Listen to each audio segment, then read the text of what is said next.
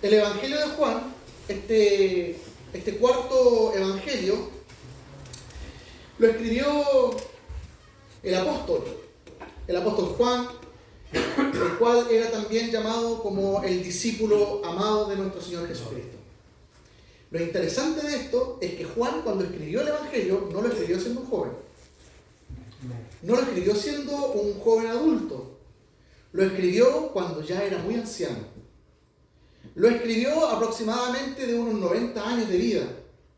¿Ha conversado usted alguna vez con alguien que tiene 90 años de vida?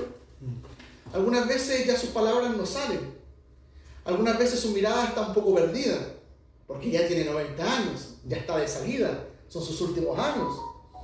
Pero Juan, cuando escribió este Evangelio, él estaba ya muy anciano. Pero muy anciano él estaba, y aún así con todo eso tenía una lucidez que solamente podría tener alguien que podría ser inspirado por el Espíritu Santo. Tenía 90 años, y cuando él comenzó a escribir el Evangelio de Juan, dijo lo siguiente: en el principio era el verbo era con Dios y el verbo era Dios. ¿Se entendió? En el principio era el verbo era con Dios y el verbo era Dios. En un solo versículo habló acerca de la naturaleza de Dios. En un solo versículo habló acerca de la deidad de Cristo. En un solo versículo habló acerca de lo que iba a hablar en todo lo demás del Evangelio, y tiene que ver con Cristo.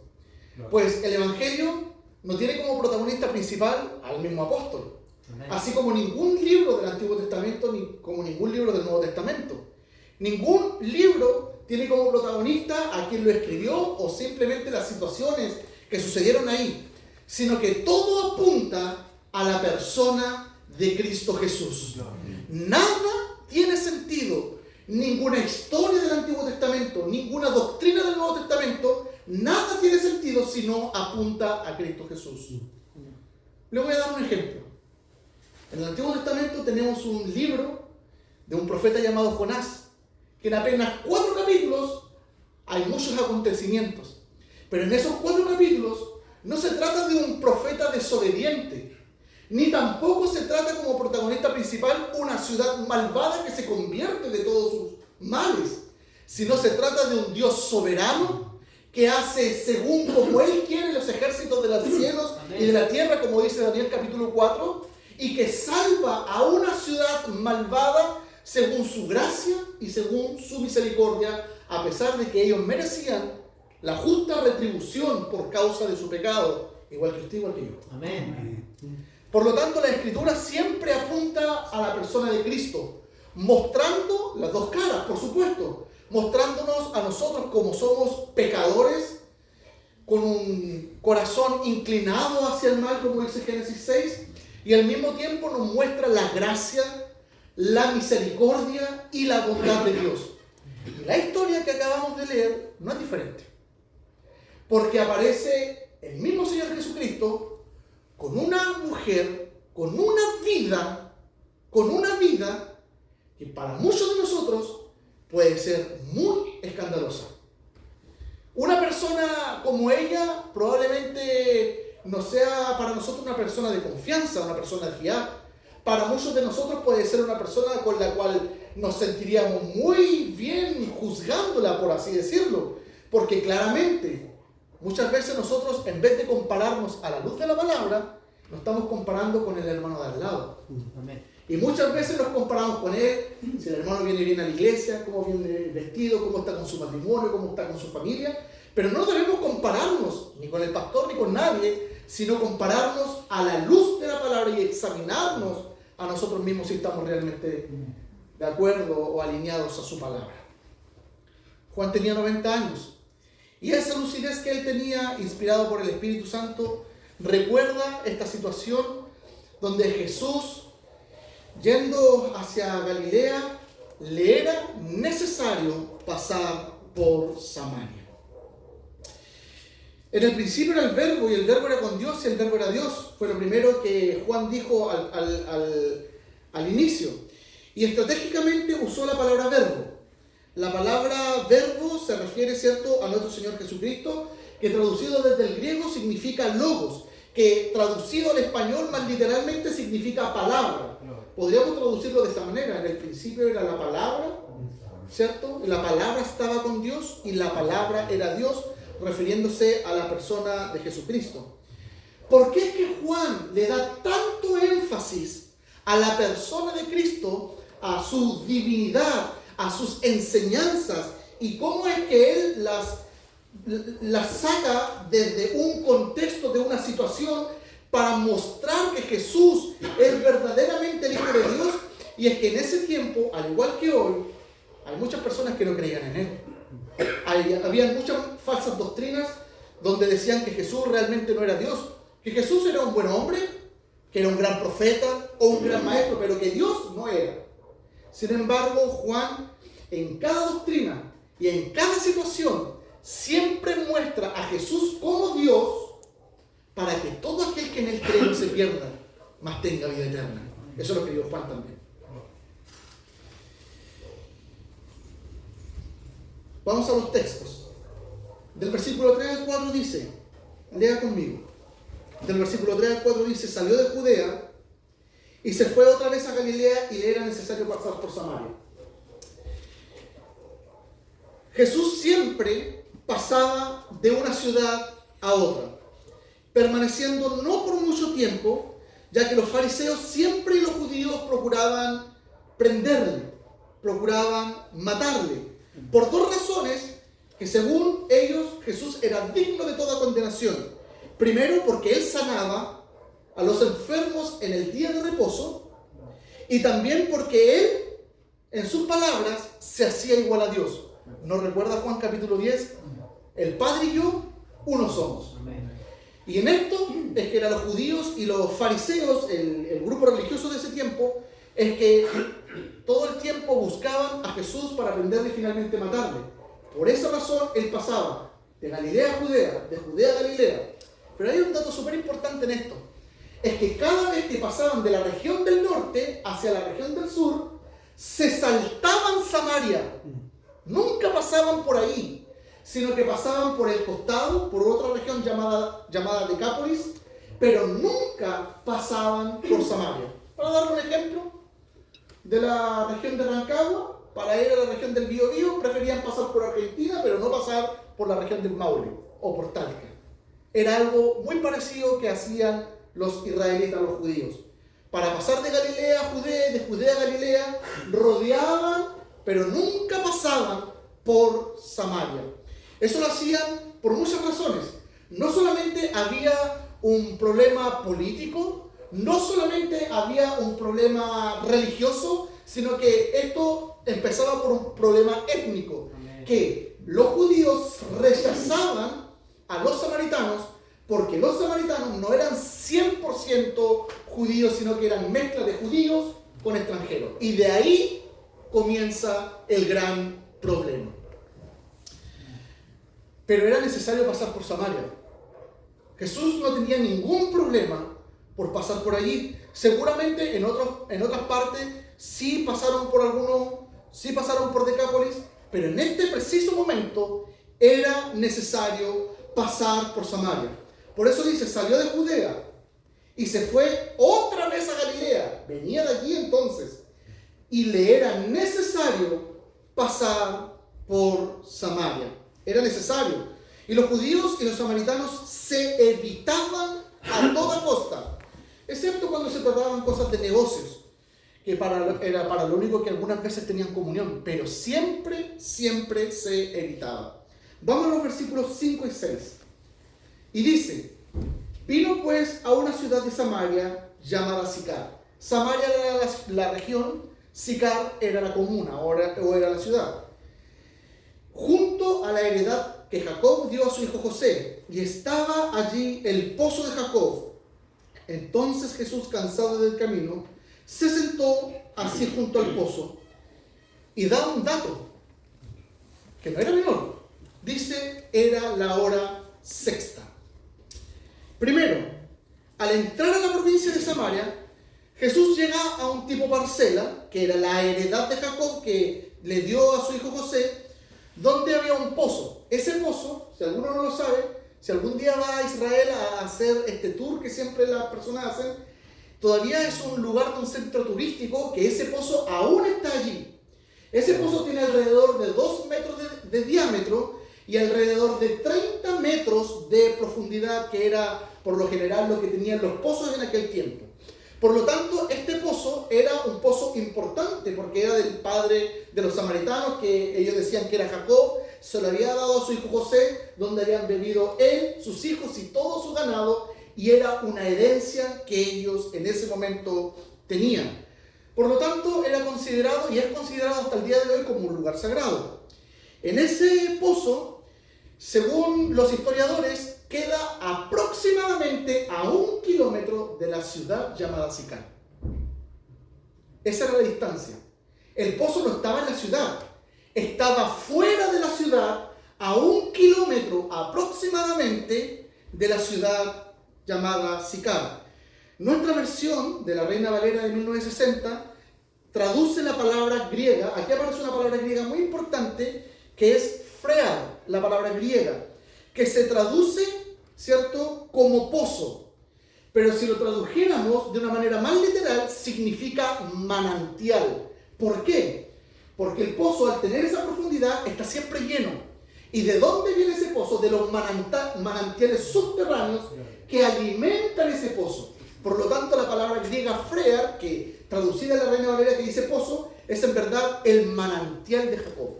El pozo de Jacob, el manantial. Aquel lugar donde él bebió hace miles de años atrás, donde bebieron sus hijos, su ganado, y era la herencia de aquellos samaritanos. Jesús estaba cansado del camino. Claro, aquí muestra su humanidad. Jesús, en su condición de humano, ¿cierto? Él estaba cansado, seguramente polvoriento, sediento de tanto caminar, y esto, ¿cierto?, como lo acabo de decir, refleja su humanidad. Y aún le restaba bastante camino para llegar hasta Galilea. Y entonces se sienta junto al pozo. En este momento se detiene Jesús y se sienta así. Encuentra el pozo a 1 kilómetro de Sicar y se sienta. Tal vez mirando hacia abajo, deseando un poco de beber un poco de agua. Y dice que era la hora sexta. Y en ese momento el versículo 7 dice: y vino una mujer de Samaria a sacar agua. Cuando un judío lee esta parte, se detiene y dice: ¿era la hora sexta y vino una sola mujer? ¿Cómo eso? Los judíos saben el contexto de este lugar. Y es que la hora sexta era más o menos a mediodía. Y vino una mujer y las demás. Las mujeres nunca iban solas a sacar agua del pozo caminando con sus cántaros 1 kilómetro fuera de la ciudad. Las mujeres se reunían en grupo para ir todas juntas a sacar agua a 1 kilómetro del pozo de Jacob. Por eso era la hora sexta, que era la hora más o menos del almuerzo, donde las mujeres estaban encargadas de ir a buscar esta agua. Pero dice, vino una mujer, solo una mujer. ¿Y las demás dónde están? ¿Por qué viene sola? Pero Jesús estaba ahí porque era necesario pasar por Samaria. Él estaba esperando a esta mujer samaritana, a esta mujer que era considerada pagana por los judíos. Y ahora vamos a ver que también esta mujer no solamente era considerada pagana por los judíos, sino que también era rechazada por su propio pueblo. Pero ahí, pagana por los judíos, rechazada por su propio pueblo, pero Jesús estaba allí. Gloria a Dios. Jesús estaba allí, esperando la hora sexta, cuando el grupo de mujeres se iba a reunir, pero no venía el grupo, venía solo una. Vino una mujer de Samaria, dice el versículo 7, a sacar agua del pozo, ¿cierto? Y Jesús entonces toma la iniciativa, pero porque por ningún motivo la mujer iba a hablarle a un judío. Obvio, no se llevan bien los samaritanos y los judíos. Y mucho menos una mujer le iba a hablar a un hombre. Pues en ese tiempo había muchos principios donde la mujer tenía que andar acompañada con un hombre, y mucho menos la mujer podía hablarle a un hombre. Eran las costumbres de ese tiempo. Dame de beber, le dijo Jesús. Dame de beber. Y Juan nos explica en el versículo 8, porque los discípulos habían ido a la ciudad a comprar de comer, sí, porque era la hora sexta, era la hora del almuerzo. Habían ido a la ciudad a comprar de comer. La mujer samaritana entonces le responde, y no le responde muy amablemente, al parecer, porque inmediatamente le responde con una pregunta. No le dice, sí, dame un momento. Le dice, ¿cómo tú, siendo judío, me pides a mí de beber, que soy mujer samaritana? Lo central acá no está en pedir de beber, sino tú siendo judío y yo siendo samaritana. ¿Cómo? ¿Cómo quieres entablar una conversación, una relación conmigo, aunque sea de pedir algo? Porque tú eres judío y yo soy mujer y encima samaritana. Y Juan, por si acaso, si es que alguien no se acuerda, nos explica en el versículo 8 y dice, en el versículo 9 nos dice, porque judíos y samaritanos no se tratan entre sí. Y por lo tanto, hermanos queridos, los judíos y los samaritanos tenían problemas políticos, tenían problemas étnicos, tenían problemas religiosos. En verdad no se trataban entre sí. Es más, cuando los judíos querían insultar a Jesús, le decían, o este tiene demonio o es samaritano. Así es como querían insultar a Jesús, o tiene demonio o es samaritano. Imagínense. Sí, hermanos queridos, nos recuerdan también al samaritano que ayudó a una persona en el camino que nadie quería ayudar. Ahí el tema estaba con el samaritano, con el buen samaritano, que había ayudado a un hombre que había caído y que nadie quería ayudarle.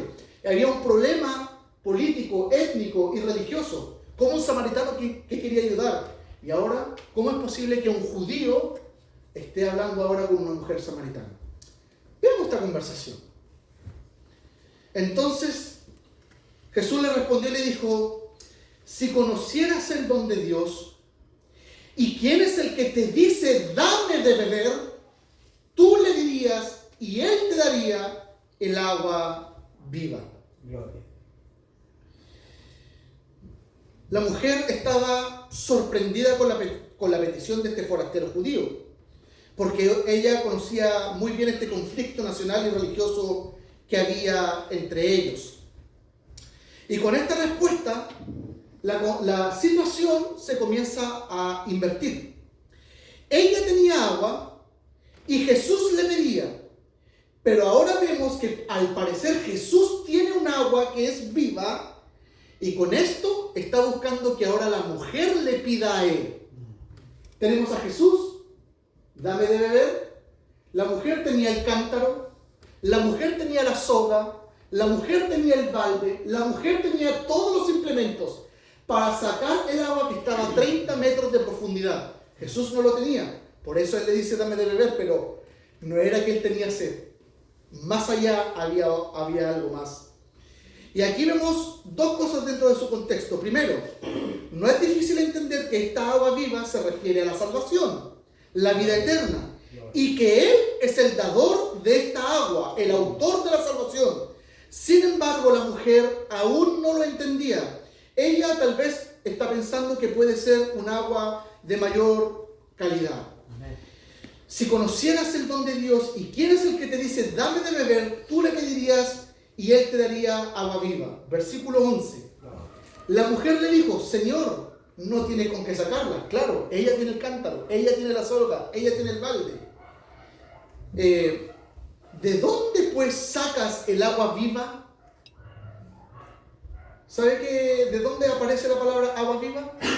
De la misma palabra griega frea, que significa manantial. Hay un manantial de agua que si usted la bebe va a tener sed de nuevo. Pero hay otro manantial que Jesús está ofreciendo, que cualquiera que beba de esa agua no tendrá sed jamás. Y esa es la salvación y la vida eterna que solamente Él nos puede dar. Sí, Señor. ¿De dónde entonces tienes el frea, el agua viva, el manantial? ¿De dónde tú lo tienes? Respondió Jesús y le dijo, cualquiera que bebiere de esta agua volverá a tener sed. Versículo 14. Mas el que bebiere del agua que yo le daré, no tendrá sed jamás, sino que el agua que yo le daré será en él una fuente de agua que salte para vida eterna. Entonces, ella tenía el agua, Jesús le pedía, pero ahora vemos que Jesús tiene el agua de vida y se supone que con esta reflexión ella comenzaría a pedir. La mujer no lograba entender las palabras espirituales que Jesús le decía. Claro, Jesús le acaba de decir que él tiene un agua viva, que es pura, fresca, que sale directamente del manantial, igual que el pozo de Jacob.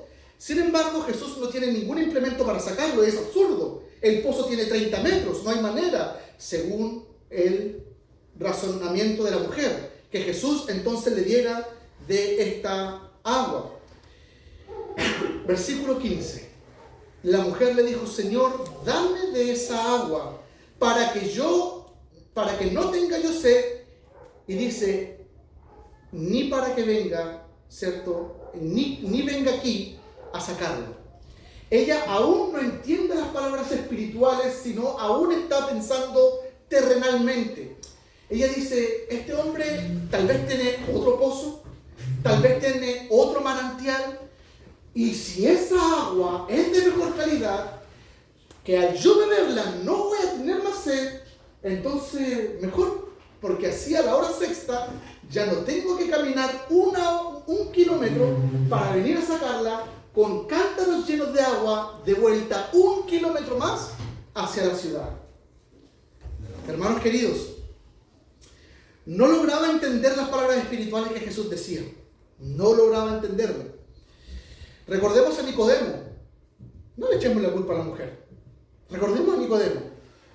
A diferencia de la mujer que aún no entendía, Nicodemo, cuando se acercó a Jesús, ¿quién era Nicodemo? Principal de entre los judíos, un hombre con una posición social, económica altísima, y que era un hombre de altísimo conocimiento teológico, un altísimo conocimiento religioso. Y cuando antes de preguntar, Jesús le responde y le dice: si no naces del agua y del Espíritu no puedes volver, es necesario nacer de nuevo. El viento sopla de donde quiere, pues no sabe de dónde viene, no sabe ni de dónde viene ni a dónde va. Así es todo aquel que nace del Espíritu. ¿Nacer de nuevo? ¿Cómo? Ya estamos viejos para eso. ¿Tengo que volver a nacer del vientre de mi madre? Bueno, un judío que era un doctor de la ley no podía entender. La mujer tampoco podía entenderlo. Aquí la mujer comienza a echarle como la caballería encima, porque ellos remontan su descendencia hasta Jacob a través de José, olvidándose convenientemente de su mezclada genealogía, ¿cierto? Que en aquel tiempo era muy importante. Luego que la mujer le respondiera que él probablemente no era el más grande e importante que su genealogía hasta Jacob, aquí Jesús responde haciendo una comparación. Vamos a la escritura. Respondió el versículo 17, la mujer y dijo, el versículo 15, la mujer le dijo: Señor, dame esa agua para que no tenga yo sed ni venga aquí a sacarla. Jesús le dijo: ve y llama a tu marido y ven acá.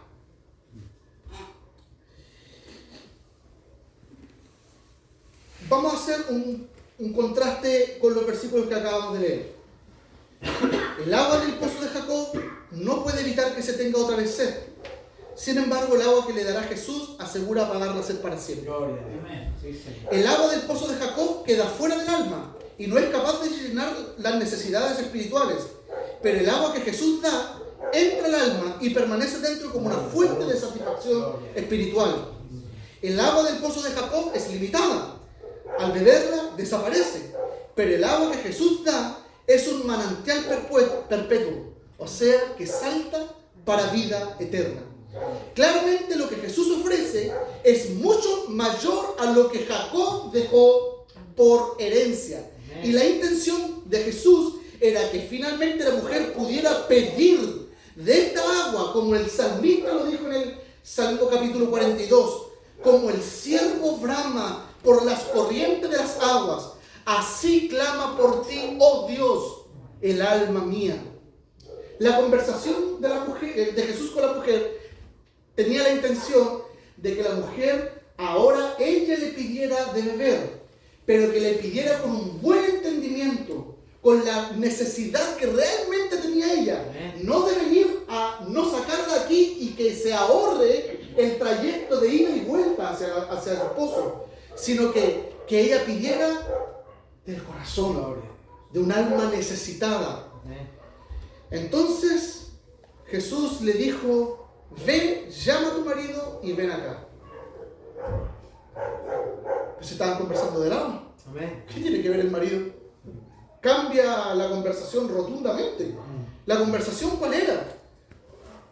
Yo tengo un agua que salta para la vida eterna. Y la mujer, dame de esa agua para que yo no tenga más sed. Estaba a punto de entrar. Para que no venga yo aquí a sacarla. Todavía no entiende. Amén. Mira, llama a tu marido. Aquí parece que la conversación cambia drásticamente. Es más o menos complicado ver a simple vista qué relación tiene entre lo que se venía hablando y la petición que acaba de hacer Jesús. ¿Qué pretendía Jesús con esto? Algunos pueden pensar que como ella no entendió lo que Jesús decía, tal vez su marido puede entender y luego le explica a ella. O tal vez al llamar a su marido para que le ayudara a Jesús a sacar el agua que estaba en el fondo del pozo, pero la verdad que se aproxima va a hacer un gran golpe al corazón y a la mente de esta mujer, en reprensión, pero también en misericordia. Entonces, entre lo que se venía hablando acerca del agua y esta petición que acaba de hacer Jesús, hay una relación, pero muy estrecha, para que la mujer quisiera realmente del agua viva que Jesús estaba ofreciendo, debía en ella despertar también una sed verdadera. No era una sed falsa para simplemente ahorrarse el tiempo de ida y de vuelta. Tenía que despertar en ella una sed verdadera, una necesidad verdadera del corazón. Y con la mención de su marido, claramente era el mejor medio de hacer recordar a esta mujer cuál era su situación. Y con esta situación, el volverla para bien y así finalmente que ella realmente pudiera entender que necesitaba de la vida eterna, de la salvación, de beber de esta agua, del manantial, del pozo que es Cristo Jesús, que todos aquellos que beban de esta agua no tendrán sed jamás. Ahora, por si no se dieron cuenta, vamos a ver un dato muy importante. Jesús le había dicho: ve y trae a tu marido, ven y trae a tu marido.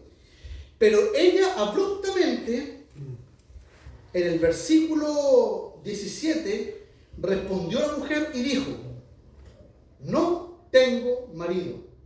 3 palabras. Jesús le dijo: bien has dicho, no tengo marido. Ella abruptamente le contesta: no tengo marido. Es impresionante ver cómo aquella mujer que hablaba, que argumentaba, que preguntaba, ahora con la mención de su marido responde de una manera seca y de una manera abrupta. Mire, hagamos un ejercicio. Si contamos apenas las palabras de cada verso, en el versículo 9 y 14 hasta el versículo 11, hay más de 40 palabras que la mujer pronunció. En el versículo 15 hay más de 15 palabras, pero en el versículo 17 solo 3. La mujer venía contestando, hablando, pero ahora le dice: no tengo marido. Claramente a la mujer, al parecer, no le gustó para nada la petición de Jesús, y en esta actitud ella intenta ocultar su pasado y su presente. Realmente no quiere que su vida inmoral salga a la luz. Ella ya estaba a la defensiva. ¿Se imaginan en ese momento? La pregunta. No tengo marido. No tengo marido. Bien has dicho, dijiste la verdad. No tengo marido. Es interesante, en el texto griego que aparece, Jesús pone todo énfasis en la palabra marido, mientras que en la afirmación que hace la mujer aparece en el último lugar. Es como si dijera lo siguiente: él le dice: ve y llama a tu marido, y ella le dice: no tengo marido. Y Jesús le dice: bien has dicho, marido marido tú no tienes. Le hace un énfasis en la palabra marido. Cristo en muy pocas palabras, porque 5 maridos has tenido y el que ahora no tienes, tienes no es tu marido, está desnudando completamente el pasado y el presente inmoral de esta mujer. Amén. Versículo 18. Porque 5 maridos has tenido y el que ahora tienes no es tu marido. Esto has dicho con verdad. Era esto lo que quería evitar la mujer, que ser descubierta. Pero sin embargo, aún no se daba cuenta que estaba frente a Jesús, el Mesías, Dios hecho hombre, quien lo sabe todo, pues Él es omnisciente. Al sacar su pecado a la luz, Jesús prepara entonces el corazón de la mujer para llegar al conocimiento y a la recepción de este don maravilloso que es la salvación. La revelación y cruda exposición de toda una vida de pecado fue el método que usó Jesús para que la mujer ahora tuviera la real necesidad de beber de esta agua que salta para la vida eterna, que es Jesús nuestro Señor. Porque hasta ese momento, la mujer aún no entendía. Pero ahora el Señor está yendo a su corazón. Amén. Finalmente este era el motivo de la petición de Jesús, mostrarle su pecado para que ella pueda arrepentirse y que pueda vivir y que pueda pedir del agua que salta para la vida eterna, que es Jesús, que Jesús mismo se lo va a proporcionar. No. En este momento, queridos hermanos, en el versículo 19 la mujer le dice: Señor, me parece que tú eres profeta, y con eso estaba diciendo que él había realmente descubierto cuál era su vida. Amén. Esta mujer tenía una vida de pecado, claramente. 5 maridos había ella tenido y el que ahora tenía no era su marido. Era una vida de inmoralidad sexual, por supuesto, lo que pasa muchas veces en el día de hoy, que es un pecado que está latente, muy pero muy latente. Y la inmoralidad sexual para Jesús no era nada escandaloso. Y no era una persona que él tal vez podría rechazar, como sí lo hacían los religiosos judíos de aquel tiempo, que rechazaban a los enfermos, que rechazaban a las prostitutas, que rechazaban a los pobres y a cualquier persona que no tuviera un estatus muy parecido con ellos.